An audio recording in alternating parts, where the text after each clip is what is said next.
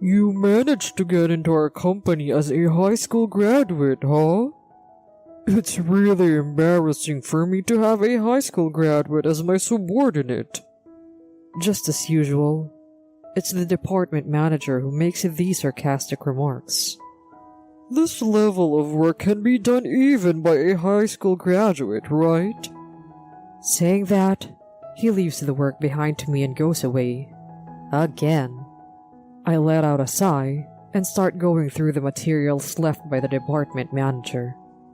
My name is Evan, a 26-year-old office worker. It has been 3 years since I changed jobs to this company, where my friend Tanner works. Tanner was a friend of mine from high school, and he graduated from technical school and joined this company, and I graduated from high school and joined this company. After high school, I went through various experiences before getting a job. It wasn't long before Tanner reached out to me, expressing his concerns about the interpersonal dynamics at work.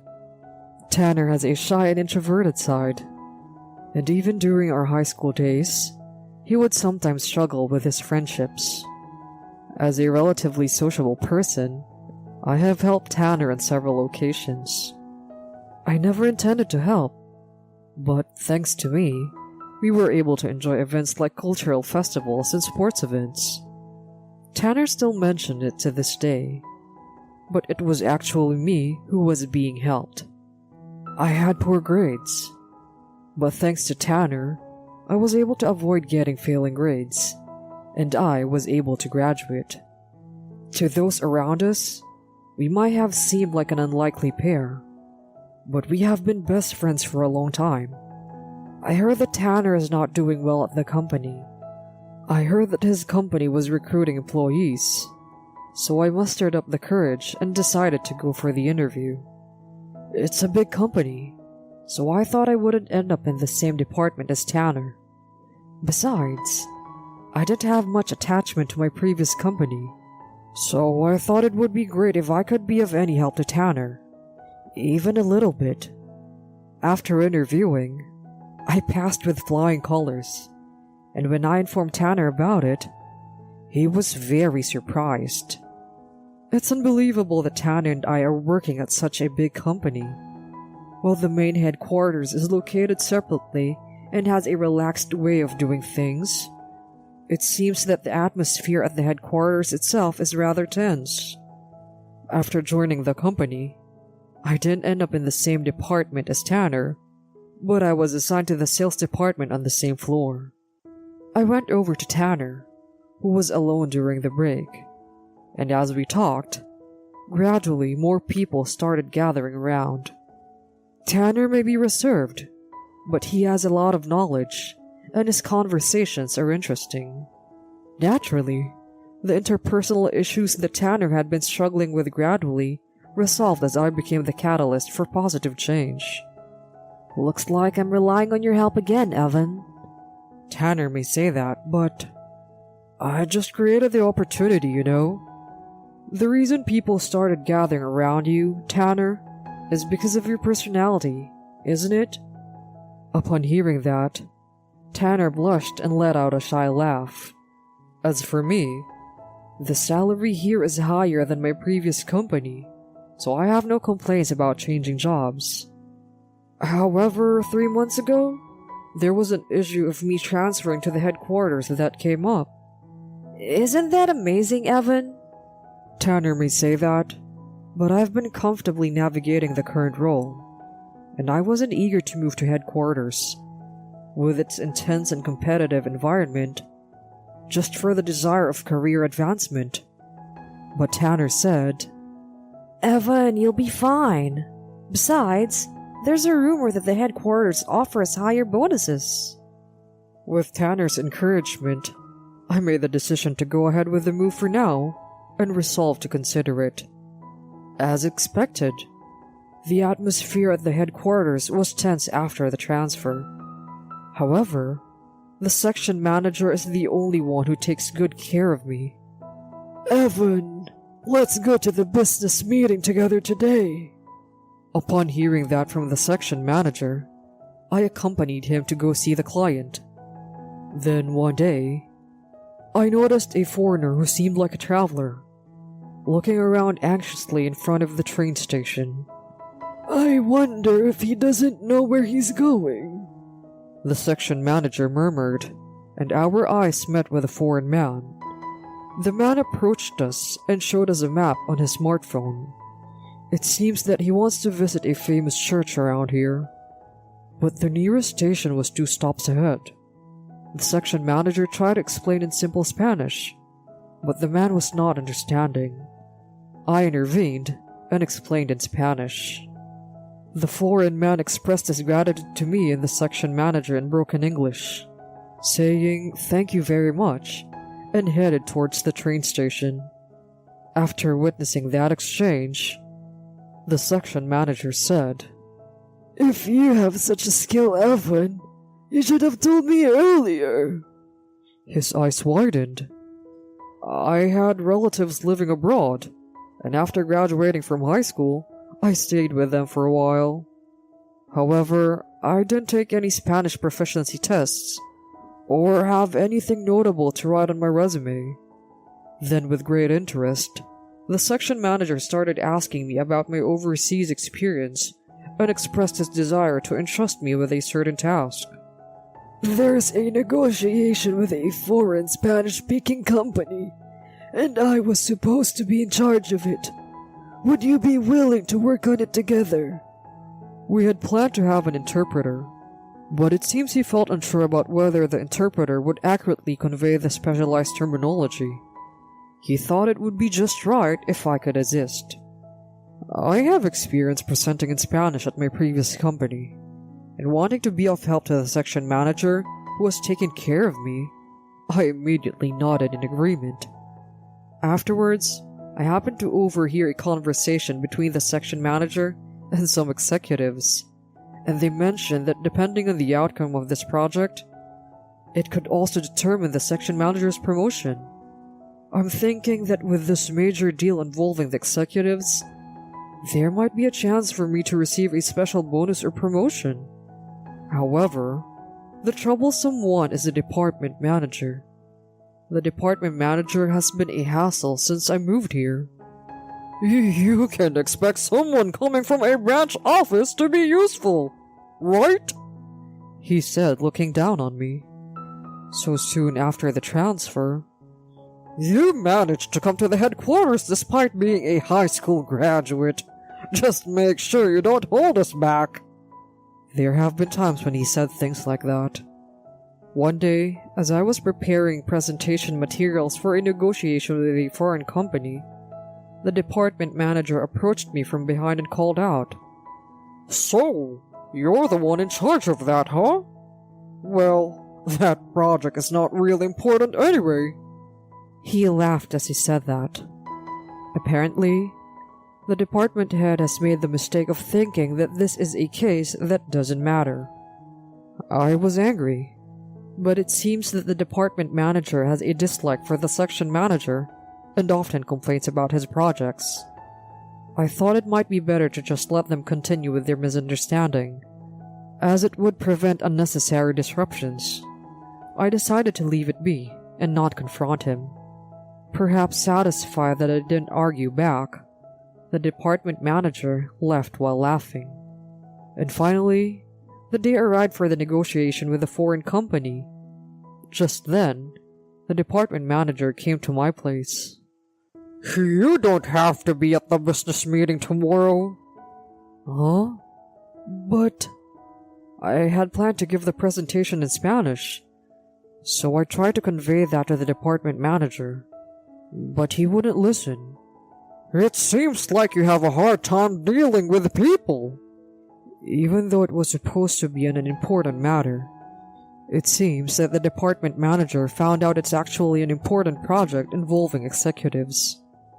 Even though the section manager and I were in charge of this project, it seems that the department manager intends to hijack it. I was about to argue with him, but the section manager started laughing. "You don't belong at headquarters." To suddenly be told something like that, I heard you came here because you had good sales performance at your previous job.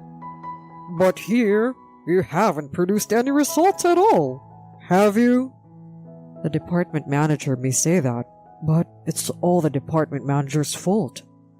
The projects that were assigned to me by the department manager were all long-term projects. These are not the kind of projects where results can be achieved within just 3 months of moving to the head office. There were some instances where the section manager assigned me short-term projects, but the department manager took them over. Each time, the section manager would voice his complaints to the department manager. But the department manager, he always used to say, "Are you going against me?" "Oh, department head, that's..." I was about to refute, but the department manager cut me off. "You're indeed not capable of working at the head office.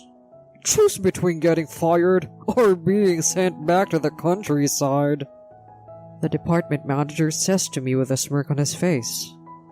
Although there are a few people in the office, the employees who might overhear the conversation pay no attention and head towards their desk. They must think that going against the department manager would derail their career advancement.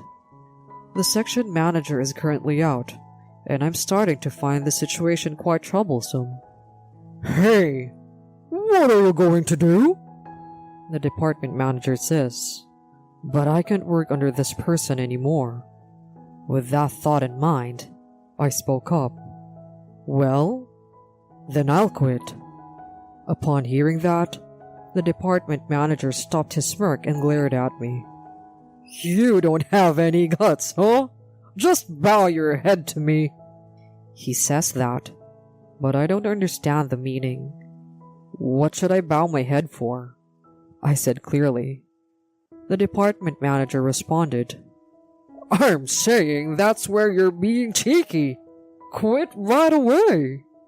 He yelled angrily. Understood. I absolutely don't want to bow my head to someone like that. Just as the clock struck the end of the workday, I grabbed my belongings and left the company. When I contacted the section manager on my way home, the section manager apologized and said he would somehow handle tomorrow's business negotiations. He said he would make time to talk to me soon. The next day, I was at home with nothing to do when I got a call from the company. The caller was the section manager. "I'm sorry, but can you come to my office this afternoon?" So I put on a suit and went to work. When I arrived at the office, the section manager showed me to the conference room. There, the department manager is sitting with arms crossed. The section manager started talking to me. "To cut to the chase, today's business negotiations have been postponed." "What?" When I asked again, the section manager sighed. After I contacted the section manager yesterday, it seemed that he immediately contacted the department manager. When he asked who would be doing the presentation, it seems the department manager said he would do it. "There's no way I can't do it when even a high school graduate can." Since the department manager said so, the section manager immediately sent the documents via email. However, the department manager only saw the documents right before the negotiations. Moreover, "What is this document?" he yelled at the section manager. The department manager knew it was a negotiation with a foreign company, but apparently didn't expect their presentation to be in Spanish. As the section manager explained up to there, the department manager glared at us. "This is America! Negotiations should be conducted in English, right?" The section manager countered. "That's why I put Evan, who speaks fluent Spanish, in charge." "If that's the case, then he should have communicated it beforehand." The department manager yelled, but the section manager didn't back down. "If you looked at the materials I sent, you would understand that it's a presentation in Spanish, right? You graduated from a Spanish language university, didn't you? So I thought there wouldn't be a problem with a presentation in Spanish. The department manager seemed to think that if I could do the presentation, he thought he could do it himself. He didn't look at any of the materials sent to him by the section manager, and he only looked at the materials when he came to work today. I turned to my section manager. I didn't realize the director was a graduate of a Spanish language college. Then, it was much better than my poor Spanish, wasn't it? I said that, and the department manager stared at me and fell silent. I've hardly ever argued with a department manager before, but I was the one who was told to stop, and I don't care anymore about what happens. In the first place, is it appropriate to look at the presentation materials on the day of the presentation?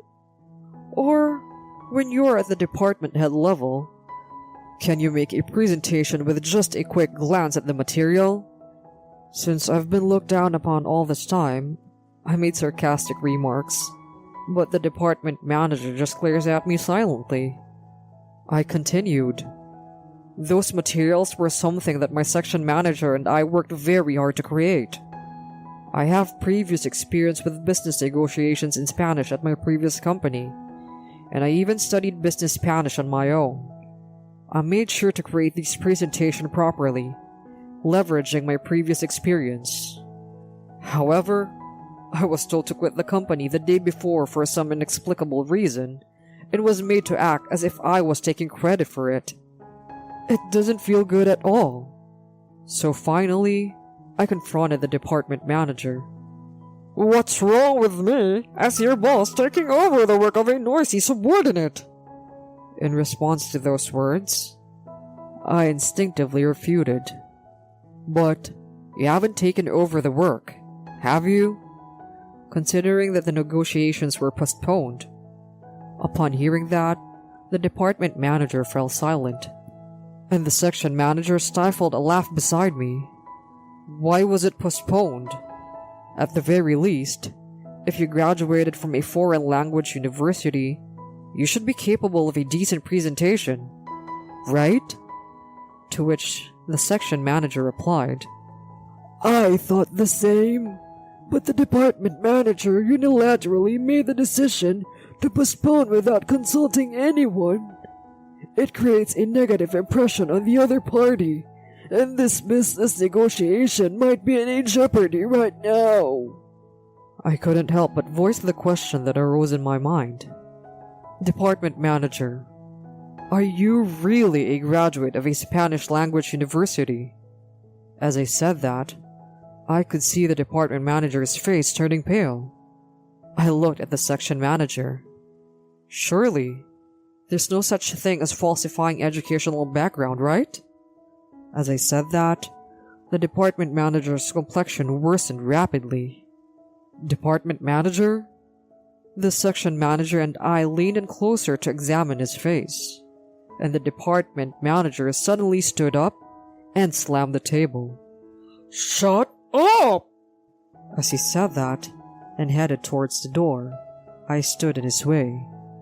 The educational background of the department manager, who has belittled me so much as a high school graduate, really makes me curious. Which Spanish language university did he graduate from? If it's not Spanish, then what language did you study? When I confronted him all at once, the department manager averted his gaze. The section manager, without trying to stop me, watched with a wry smile. I'm sure the department manager is also holding back accumulated frustration. The department manager stubbornly refused to speak. The section manager, observing the situation, said, Did you even go to university in the first place? He asked. Upon hearing that, the department manager reflexively responded, Of course, that's true. Saying that, the department manager looked embarrassed. Oh, he just blurted that out. I couldn't help but feel like laughing, but I managed to control myself. So, Did you go to a Spanish language university? The department manager shook his head slightly. Wait, so that's not the case?